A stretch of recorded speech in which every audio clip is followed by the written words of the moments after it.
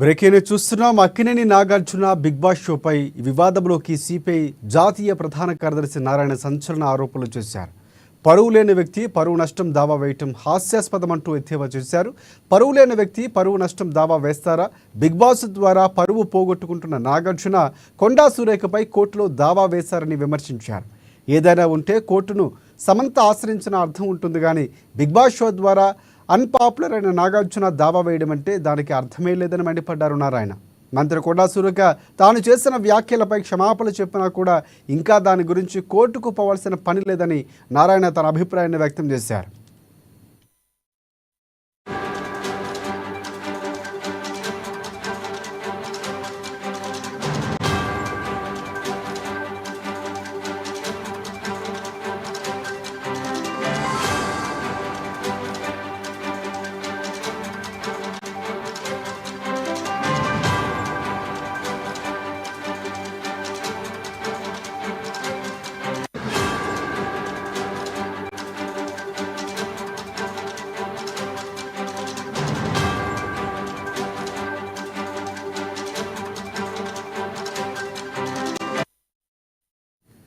Akkineni Nagarjuna big boss షోపై వివాదంలోకి CPI జాతీయ ప్రధాన కార్యదర్శి నారాయణ సంచలన ఆరోపణలు చేశారు.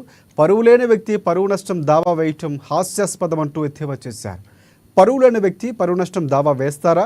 బిగ్ బాస్ షో ద్వారా పరువు పోగొట్టుకుంటున్న నాగార్జున కొండా సురేఖపై కోర్టులో దావా వేస్తారని విమర్శించారు. ఏదైనా ఉంటే కోర్టును సమంత ఆశ్రయించిన ఒక అర్థం ఉంటుంది, కానీ బిగ్ బాస్ షో ద్వారా అన్పాపులర్ అయిన నాగార్జున దావా వేయడం అంటే దానికి అర్థమే లేదని మండిపడ్డారు నారాయణ. మంత్రి కొండా సురేఖ తాను చేసిన వ్యాఖ్యలపై ఇప్పటికే క్షమాపణలు చెప్పినా కూడా దాన్ని ఇంకా కోర్టుకు లాగాల్సిన అవసరం లేదని కూడా నారాయణ తన అభిప్రాయాన్ని వ్యక్తం చేశారు.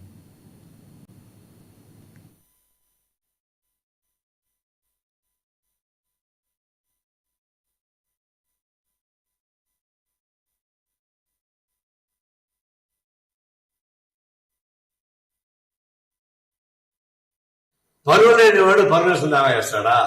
బిగ్ బాస్ ద్వారా పరువు పోగొట్టుకుంటున్న నాగార్జున కొండా సురేఖ పైన పరమేశ్వరం దావా చేస్తున్నారు కోర్టులో. ఏదైనా ఉంటే సమంత లాంటి వాడు పరమేశ్వరం దావా చేస్తే అర్థం ఉంది, కానీ మొత్తం బిగ్ బాస్ ద్వారా అన్పాపులర్ అయినటువంటి వ్యక్తి ఆయన పరమేశ్వరం దావా చేయడం అంటే దానికి సమంత అవమానం ఇంకోటి కార్యం కాదు. అంటే కొండా సురేఖ గారు అపాయింట్మెంట్ చెప్పేశారు, దాని దగ్గర పోవాల్సిన పని లేదు. అయినా సరే బిగ్ బాస్ ద్వారా అత్యంత అన్పాపులర్ అయినటువంటి పరువు పోగొట్టుకున్నటువంటి నాగార్జున పౌర్ణమి దావా వేయడం అంటే అది ఒక జోక్గా ఉంది తప్ప ఇంకోటి కాదు.